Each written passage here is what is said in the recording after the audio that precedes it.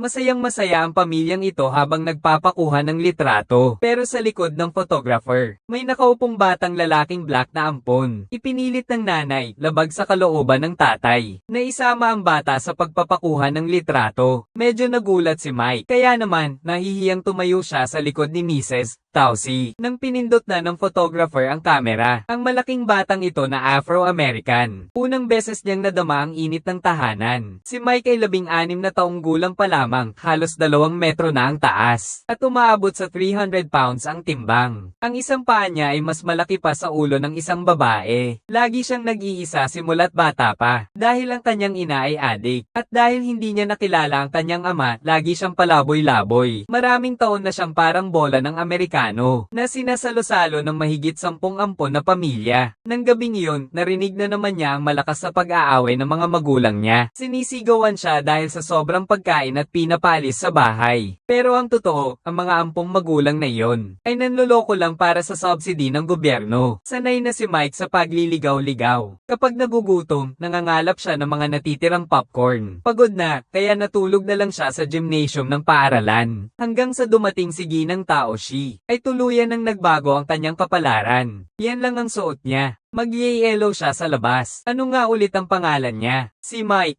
ang malaki. Binaba ng lalaki ang bintana ng sasakyan at tinanong kung saan siya pupunta. Nanginginig sa lamig si Mike at sinabing pupunta siya sa gym. Pero nakita ni Taoshi na sa kabaligtaran siyang direksyon naglalakad. Ngunit hindi siya nagdalawang isip dahil ang laman ng plastic bag ni Mike ay ang lahat ng kanyang gamit. Kaya hinabol siya ni Taoshi at tinanong kung bakit nagsisinungaling. Sabi mo pupunta ka sa gym. Pero ang gym ay sarado na ngayon. Kaya bakit ka pupunta sa gym? Kasi mainit doon. May matutulugan ka ba ngayong gabi?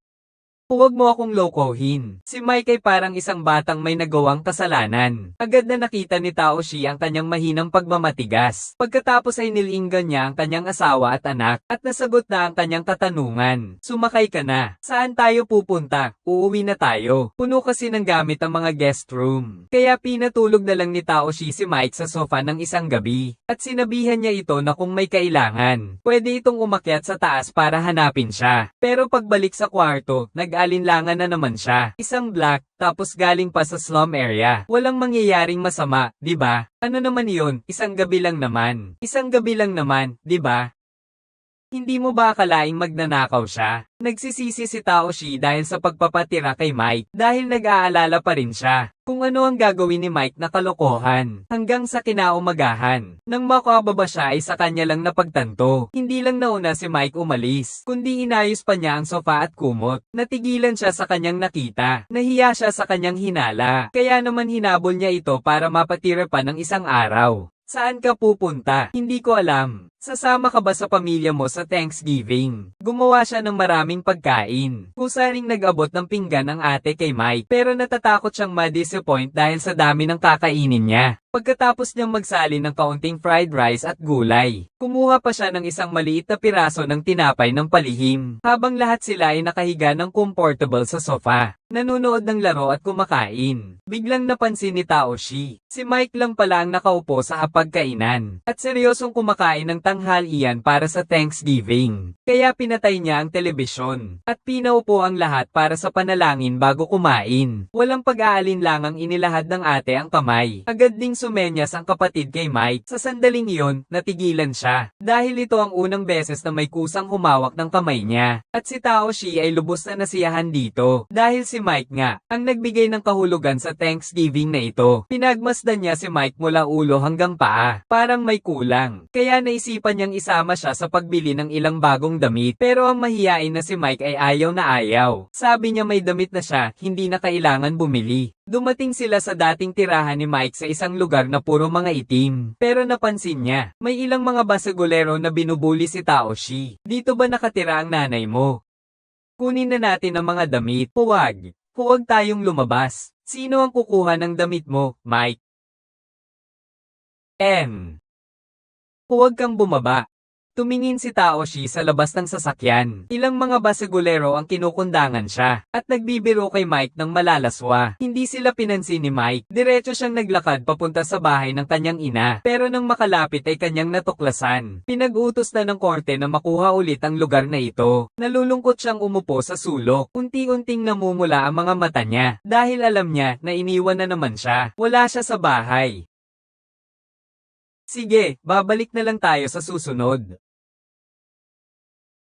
Siguro lumipat na siya sa mas magandang lugar. Hindi naintindihan ni Taoshi ang sinabi ni Mike. Ang tinutukoy ni Mike na mas magandang lugar ay isang malumanay na pagpapalagay lang pala. Dahil alam niyang adik ang kanyang ina at anumang oras ay posibleng mamatay. Ngunit ang sinabi ni Mike ay nagtatago ng matinding kalungkutan. Dahil hindi niya nakuha ang mga damit ni Mike, napagpasyahan ni Taoshi na bumili na lang ng ilan para sa kanya. Pero ni minsan ay hindi pa siya nakakapunta sa mga lugar na maraming black people. Mahigpit na nakahawak ang dalawang kamay niya sa kanyang bag. Protektahan mo ako, di ba? Nandito ako, huwag kang matakot. Namili sila sa tindahan. Pero hindi pa rin masaya si Taoshi. Kasi konti lang ang mga damit na kasya kay Mike. Iyan lang.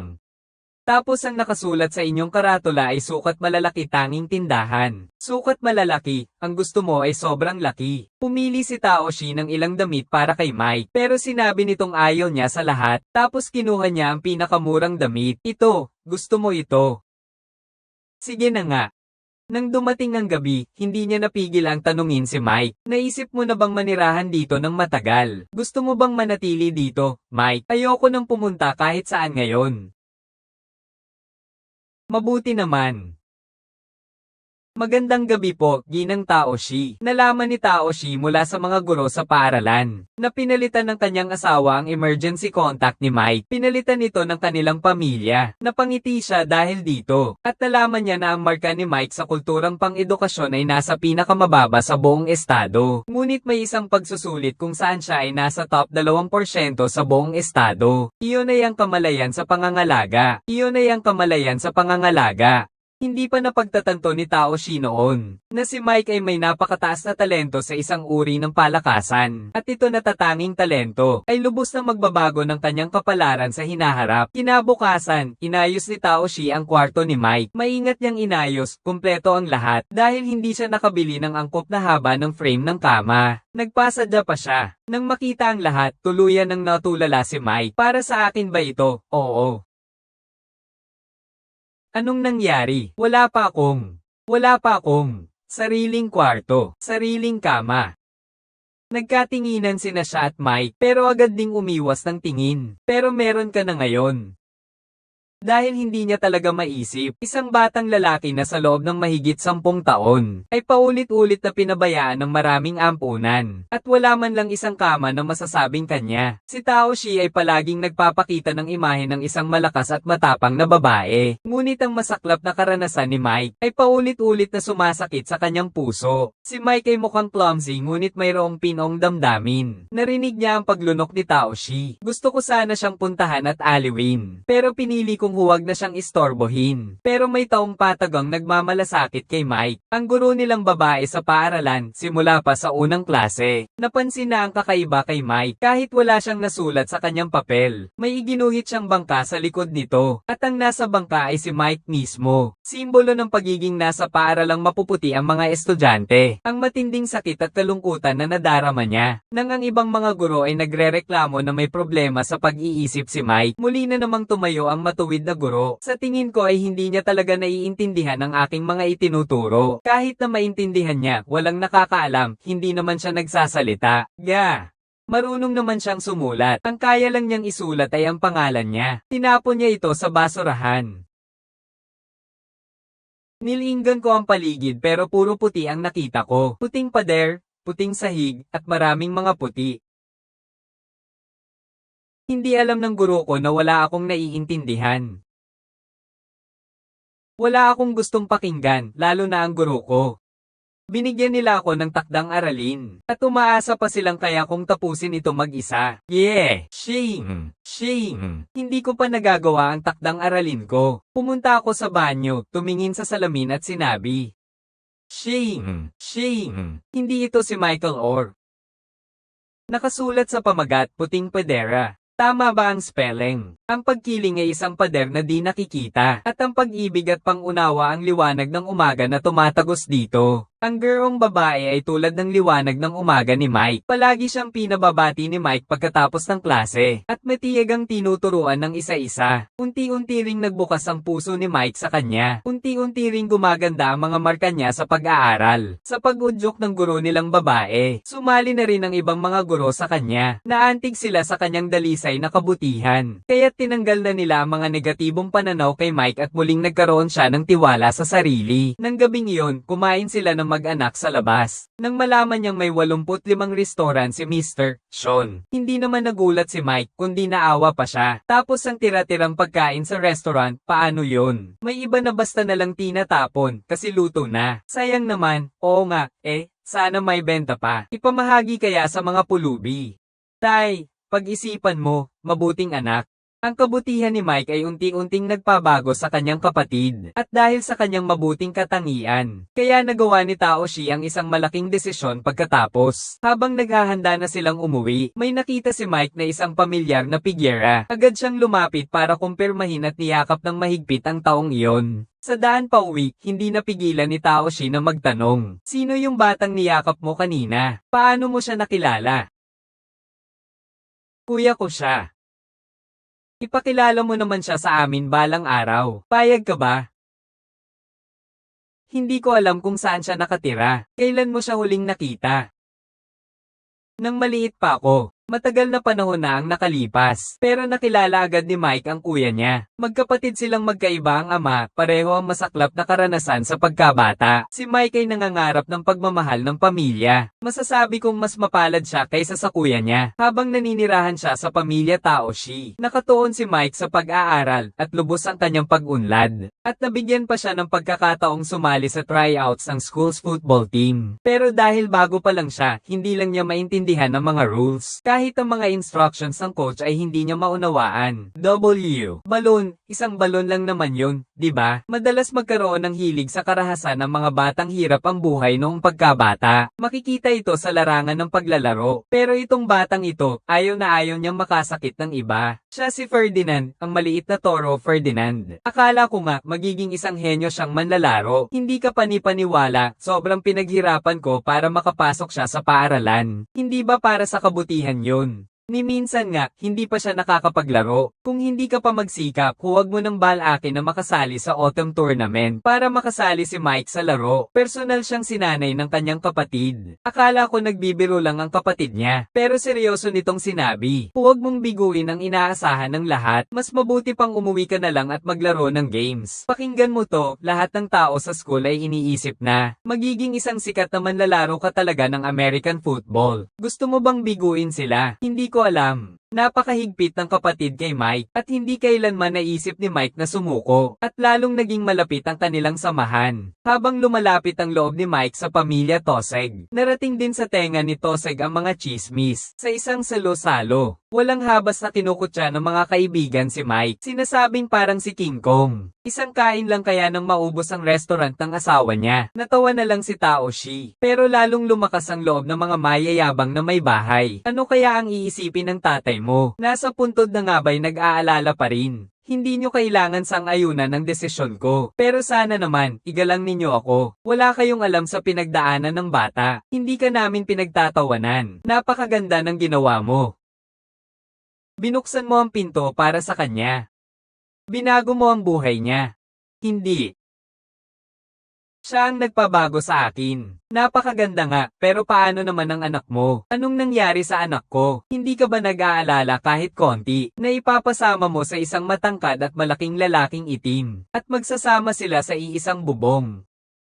Nahihiya ako para sa'yo. Si Tao Shi nga naman ay nagpabago sa buhay ni Mike, at hindi nga niya naisip ang nararamdaman ng anak niya. Kaya naman, seryoso niyang tinanong ang anak na nakakasama sa iisang bubong si Mike, mayroon bang hindi komportable? Ngunit mas mature pala ang anak niya kaysa sa inaasahan niya. Ang mga tsismosa lang naman yun, wala akong pakialam. Huwag kang mag-alala sa kapatid mo, mahilig lang talaga siyang magpapansin. Sinasabi niya sa lahat na si Mike ang kuya niya. Nagulat siya sa sagot ng anak, lalo nitong pinatibay ang kanyang desisyon. Hindi inaasahan ng ate na makita niya sa eskwelahan. Si Mike na masayang nakikipaglaro sa mga batang babae. Nakita niya roon ang pagiging malambing ni Mike. Nang takot ang mga kaklase na makatabi si Mike, agad na sumabay ang ate sa kanya. Hindi niya pinansin ang mga matang nakatingin at tumabi sa kanya. Huwag mo akong titigan ng ganyan. Magkasama naman kaming nag-aaral sa bahay. Kaya ng gabi, nilapitan ni Mike si Taoshi at sinabing gusto niya ng driver's license. Nagtatakang tanong ni Taoshi, wala ka namang sasakyan, bakit ka magpapa-license? Pero sabi ni Mike, gusto lang niya ng isang identification card. Nagtanong sila sa lokal na tanggapan. Ngunit natuklasan nilang wala pala ang pangalan ni Mike sa sistema. Kaya umuwi siya at kinausap ang kanyang asawa. Nagpa siya silang gawing legal na miyembro ng pamilya si Mike. Ngunit habang inaasikaso ang mga papeles, nalaman ni Taoshi sa mga record ng ahensya. Sa unang pagkakataon, ang masaklap na pagkabata ni Mike, hindi pa niya nakita ang kanyang ama. Ang tanging nalaman ko lang ay nanggaling sa principal. Nagpakamatay ang ama niya sa pamamagitan ng pagtalon sa tulay ng hating gabi. Ang ina niya ay adik at nakaang-anak ng mahigit 10 anak dahil wala silang kita. Nang bata pa si Mike, pinilit nilang kunin siya sa ina niya. Kaya kailangan natin ng pahintulot niya, di ba? Hindi.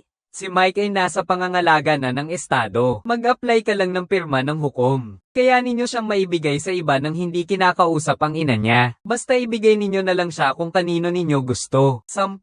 Si Taoshi, na ina rin, ay nagpas siyang dalawin pa rin ang ina ni Mike. Unang beses niyang nakita ang babae. Napakasupe-supa at payat na payat. Nang malaman niyang aampunin ni Taoshi si Mike, puno ng pagsisisi ang mga salita niya. Isang takas siya. Sa tuwing siya'y iniiwan sa isang ampunan. Lagi siyang sumusugod sa akin sa gabi para hanapin ako. Kahit saan man ako naroroon, ang batang iyon ay palaging nakakahanap sa akin at inaalagaan ako. Tinatanong ni Taoshi ang pinagmulan ni Mike at sa tunay na pangalan niya, hindi niya napigil ang umiyak dahil iniwan sila ng ama ni Mike 1 linggo pagkapanganak nito at iniwan silang dalawa. Ikaw ang ina ni Mike magpakailanman. Gusto mo ba siyang makita? Hindi sa ganitong itsura. Si Williams ito. Ang tunay niyang pangalan ay Williams. Naantig siya sa pagiging tapat ni Taoshi. Pumayag siyang ampunin si Mike at mahigpit na hinawakan ni Taoshi ang kamay niya. Ang tunay na lakas ay hindi sa pakikipaglaban o pagliligtas, kundi sa pagkilala sa kahinaan ng iba at pagbibigay ng mahinaong suporta. Matapos makuha ang pahintulot ng ina ni Mike, formal na tinanong ng pamilya Taoshi si Mike kung gusto ba niyang maging bahagi ng kanilang pamilya. Napatingin si Mike sa kanyang ate, tapos sa kanyang nakababatang kapatid. Akala ko naman ay bahagi na ako. J.D. Mula noon, nagkaroon na si Mike ng kanyang unang ID. Pagkatapos niyang makakuha ng lisensya sa pagmamaneho, binigyan din siya ng tatay niya ng isang pick-up truck. Masayang-masaya si Mike na nagdala ng kanyang kapatid para maglibot-libot. Ngunit sa kanto, sila ay nasangkot sa isang aksidente. Nang dumating si Taoshi, ang harapan ng sasakyan ay nabali na, at si Mike ay lubos na ng hinayang. Mike, ayos ka lang ba? Ayos lang ako, puntahan mo muna ang kapatid ko. Pasensya na talaga. Pero ang kapatid ko ay gasgas lang naman ang natamo. Sinabi ng mga tauhan kay Taoshi na himala raw yon. Dahil sa sandaling sumabog ang airbag. Napakalakas ng impact ng pagkabangga. Ang kapatid ko sa tabi ng driver ay malamang na mamamatay o kaya'y magiging baldado. Sa mapanganib na sandaling iyon, siguro yung Diyos ang nagligtas sa kapatid ko. Nagpapasalamat si Taoshi sa biyaya ng Diyos. Hanggang sa makita niya ang sugatang kanang braso ni Mike. Doon niya napagtanto. Mike, anong nangyari sa kamay mo? Nangisalba ako. Wala namang Diyos. Si Mike pala ang gumawa noon sa mapanganib na sandali. Ginamit niya ang kanyang katawan para makaiwas ang kapatid niya sa kapahamakan. Pero ito rin ang kahinaan ni Mike. Kahit na mayroon siyang napakataas na kamalayan sa pag-iingat, ayaw na ayaw niyang saktan ng sinuman. Kung gusto niyang magkaroon ng pwesto sa American football, kailangan niyang baguhin ang kahinaang ito. Pero habang nagsasanay, nahihirapan siyang maunawaan ang sinasabi ng coach niya. Nang mga oras na yon, si Taoshi ay lumapit sa kanya. Tanungin mo siya kung may gustong saktan ng sarili. Pipigilan mo ba sila? Nang nasa sasakyan ng kapatid mo, ano ang ginawa mo sa airbag? Sinangga ko ito. Oo, sinangga mo ito. Ang mga manlalaro ay parang pamilya mo. Dapat mo silang protektahan, naiintindihan mo ba? Si Tony ang quarterback mo. Trabaho mong protektahan ang kanyang mga bulag na anggulo. Kapag nakita mo siya, isipin mo ako. At ang naramdaman mo noon na pinoprotektahan kita. Gamitin mo yun para protektahan siya, naiintindihan mo. Si Om naman ang running back mo. Kapag nakita mo siya, isipin mo ang kapatid mo. Hindi mo hahayaang may masaktan sa kanya, di ba? Naiintindihan mo na ngayon. Teka, handa ka bang protektahan ang pamilya mo, Mike? Opo, oo naman, anak. Magsaya ka na lang. Sa patnubay ni Tao Shi, si Mike ay mabilis na lumaki at nag-mature. Naging pangunahing manlalaro na siya ng koponan. Ang galing! Di nagtagal, dumating na ang pagkakataon niyang makapaglaro, pero sa kabila ng lakas niya, dahil sa kakulangan ng karanasan sa totoong laban. Sa simula pa lang ng laro ay nalito na siya sa mga kalaban. Hindi niya kayang pigilan ang pag-atake ng kalaban. Haharapin kita buong gabi. Kuya, yun ang anak ko. Okay lang, Mike. Huwag ka nang mag-isip ng marami, kaya mo yan. Lumalaki na ang lamang ng kalaban. Nag-aalala naman ng coach sa labas. Si Mike naman ay parang batang may nagawang kasalanan, at hindi makaisip ng paraan para manalo. Lalong lumakas ang loob ng ama ng kalaban sa labas ng larangan, at nagsimulang sigawan at murahin si Mike. Ngunit umabot na ito sa limitasyon ni Tao Shi. 66, ibagsak mo ang malaking iyon. Hoy, ang kapal ng mukha mo. Ikaw nga, isara mo yung bibig mo, kundi hintayin mo akong isara yan para sa'yo. Sa huling pag-ikot ng first half, nasubsob si Mike sa lupa, sinadyang sipin pa ng kalaban ang ulo niya. Nagprotesta ang coach pero hindi pinansin ng referee, kaya't sa wakas, hindi na rin siya nakapagtimpi. Ang batang yan ay player ko, player ko. Protektahan ko siya. Para siyang anak ko. Layuan mo, at ang sinumang bastos, ng malayo, ang init ng araw at buhangin mo. Huwag kang mag-alala, coach, bahala na ako sa'yo. Pagsisimula na ng second half, parang ibang tao na si Mike. Naalala niya ang mga taktika nila habang nagsasanay kasama ang mga kasamahan niya sa team. At paulit-ulit na naririnig niya ang boses ni Coach Tao Shi. Nang magsimula ang laro, si Mike ay parang isang mabangis na hayop, naging hindi na mapipigilan. Go! Pigilan ninyo siya, pigilan ninyo siya. Mike. Tumakas ka, Mike, bilasan mo. Go, go, go. Sige, Mike, sige, touchdown. CROSADERC. Si Mike na nakahanap ng paraan, ay nagpaulan ng puntos para sa koponan, at unti-unting binaligtad ang kalagayan ng laro, at kamanghamanghang pinangunahan ng koponan tungo sa tagumpay. Hoy! Ang daming reklamo. Nakita mo ba yung may suot na jersey number 74? Anak ko yun. At malaki rin ang naitulong ng nakababatang kapatid ko. Sinadya niyang i-record ang laro ni Mike, at inilipat niya ito sa CD at ipinadala sa iba't ibang universidad. Nang makita ng mga coach mula sa iba't ibang universidad sa buong Amerika ang video, ang mga uhaw na uhaw sa talento ay napangiti at namangha sa natagpo ang biyaya. Ano bang sinasabi ko sa'yo? Kukunin ko siya. Akin siya. Kaya kinabukasan, ang mga coach mula sa iba't ibang universidad ay sabay-sabay na nagtungo sa training ground kahit malayo pa para masaksihan ng tunay na kakayahan ni Mike. Sa tingin mo, pwede ba akong manood ng training? Sa tingin ko, gustong-gusto ng lahat ng coach na mapanood yon. Syempre, walang problema. Age.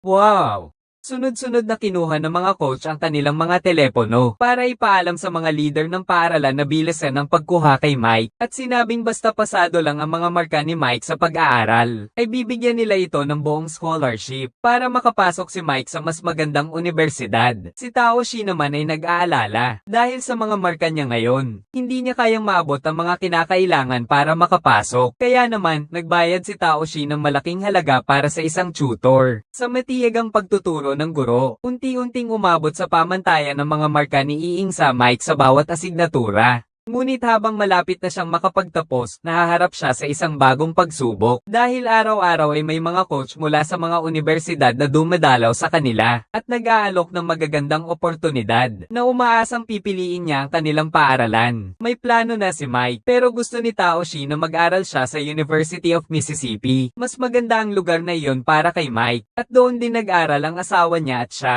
Medyo may pagkiling ang desisyon niya dahil gusto rin niyang magpasikat si Mike para sa alma mater nila. Kaya sumunod si Mike sa payo ng pamilya niya at pinili ang University of Mississippi. Ngunit isang araw, hindi nagtagal, ang mga investigador ng Komisyon ng Estados Unidos para sa patas sa paligsahan sa palakasan ay biglang nakahanap kina Taoshi at Mike. Pinaghihinalaan nila si Taoshi na inampon si Mike para lang mapasikat ang paaralan. Mayroong pinagtataguan na pakinabang para sa mga grupo ng interes at mariin nilang sinabi na ang pag-aampon ni Taoshi ay hindi galing sa kabutihang loob, kundi dahil sa pansariling kagustuhan. Ang investigador ay patuloy na nagtatanong. Ang paniniwala ni Mike ay nagsimulang mag-alinlangan. Binilhan ka nila ng damit, pinagkain ka nila, pinag-aral ka nila. Binilhan ka pa nila ng sasakyan, at nagpa-private tutor pa nga sila sa iyo. Lahat ng ito ay bahagi ng plano, para matiyak na makakalaro ka para sa University of Mississippi. Lubos na nagalit si Mike. Kinausap niya si Coach T sa dahilan kung bakit siya niloko nito. Sa ganoong pagsisikap, totoo ba ito o may ibang intensyon? Dahil sa galit, umalis ng bahay si Mike. Nagsimula na ring magduda si Coach T sa kanyang intensyon. Sa kanyang desisyon na ampunin at sanayin si Mike. Masyado ko na ba siyang nakialaman sa buhay? Maingat na inaalala ni Taoshi na hindi niya talaga kilala ang tunay na nasa puso ni Mike sapagkat sa mga nakaraang taon, malalaki man o maliliit na bagay, siya ang nagdesisyon para kay Mike. Si Mike naman ay bumalik sa squatter. Ipinagdarasal niya na sana'y naroon na ulit ang kanyang ina. Ngunit ang sumalubong sa kanya ay ang batang basagulero. Dinala niya si Mike sa lungga ng mga adik, kunwari nag-aalala. Ang totoo, gusto niyang magpagawa kay Mike. Akala ng basagulero, kontrolado na niya si Mike. Malamang ang bibig niya, puro kaleswan, at nagbibiro ng bastos tungkol sa ate ni Mike. Pinatahimik siya ni Mike, pero ipinakita naman ito ang baril sa baywang. Bubugbugin kita ng husto. Tapos dadalaw ako sa inyong nanay. At pati ang magandang anak niya. Nang sumabak si Mike sa isang malaking gulo, pero matapos niyang mapabagsak ang ilang mga gagong iyon, bigla siyang natigilan. Ang nakita niya ay nagpabalik sa alaala niya. Ang masasakit na alaala ng paghihiwalay nila ng kanyang ina noong bata pa siya. Samantalang si Taoshi naman ay hindi mapakali. Pagkatapos ng isang gabing paghahanap, sa wakas, natanggap na niya ang tawag ni Mike. Mike, Mama. Nabasa niya ang nasa isip ni Mike. Bago pa ito magsalita, siya na ang unang nag-sorry. Alam ko, dapat ko na sanang tinanong ito noon pa, Mike. Naisip mo na bang maglalaro ka ng American football? Ang ibig kong sabihin, gusto mo ba? Magaling naman ako, oo, totoo. Kung gusto mo talaga ng scholarship sa American football, Anak, mas maganda siguro kung sa Tennessee ka na lang mag-aral. Anak, pinapangako namin na manunood kami sa bawat laro mo at susuportahan ka. Sa bawat laro. Ganoon ba, gusto mo bang pumunta ako sa Tennessee? Gawin mo ang gusto mong gawin. Desisyon mo yan, Mike. Buhay mo to. Paano kung gusto kong magtrabaho sa isang maliit na kainan? Desisyon mo pa rin yan. Buhay mo to. Nakahinga ng maluwag si Mike. Muli siyang nagpunta sa investigador at nagsabi ng totoo. Sige, Mike, bakit mo gustong pumunta sa Mississippi? Kasi doon nag-aral ang pamilya ko. Doon sila palaging nag-aaral. At doon natapos ang pelikula. Si Mike ay malas. Mula pagkabata ay nahiwalay na siya sa kanyang ina. Iniwan na siya ng mahigit 10 ampon na pamilya. Isang estudyanteng may problema dahil sa sobrang taba at katahimikan. Pero siya rin ay maswerte. Dapat sana'y palaboy-laboy na siya dahil sa kawalan ng tahanan. Ngunit tinulungan siya ni Taoshi gamit ang di inaasahang kabutihan at mahinang ainal alayan. Ang 2 metrong matangkad na binata, ngunit mahiyain na parang isang batang hayop. Sa tahanang puno ng sikat ng araw na ito, unang beses na nadama ang init ng tahanan. Ngunit ito rin ay isang totoong kwento. Ang totoong Michael Orr, nakapasok sa University of Mississippi dahil sa kanyang galing sa ice sports. Naging profesional na manlalaro ng NFL, milyon ang kinikita kada taon. Ang kanyang tagumpay ay hindi mapaghihiwalay sa kabutihan ng mga taong nasa paligid niya. Malakas ang kanyang pangangatawan, ngunit mayroon din siyang nakamamatay na kahinaan. Tulad ng pamagat ng pelikula, *The Blind Side. Ang kahinaan ni Mike ang dating nagpipigil sa kanya na parang nakakulong. Ang pagiging analpabeto at ang tahimik at mahiwagang personalidad niya. Bilang isang batang Afro-Amerikano, ang pagkalito sa gitna ng pagkakaiba ng antas ng pamumuhay at lahi, lahat ito ay itinuturing na mga hadlang na mahirap lampasan. Ang matinding paghahangad niya ng tahanan ay naging isang matibay na pader sa pagtatanggol sa kanyang mga kasamahan sa larangan ng basketball. Ang kanyang tila kahangahangang katahimikan, ngunit taglay ang pinakadalisay na pag-unawa sa kabutihan. Sa mundong ito, walang tunay na kahinaan at kapangyarihang hindi pa nagigising. Kapag tinanggap na nating titigan ang mga dating tinukoy bilang kapintasan, matutuklasan natin na ang tinatawag na kahinaan ay butas lamang na inihanda ng buhay upang matagpuan ang pag-ibig. Isang puwang na nauna ng inihanda. Walang anumang pagpapaliwanag ang makakapalit sa orihinal na pelikula. Magandang pelikula, pwedeng magbago ng buhay. Ako si Miss, inaasahan ko ang muling pagkikita natin.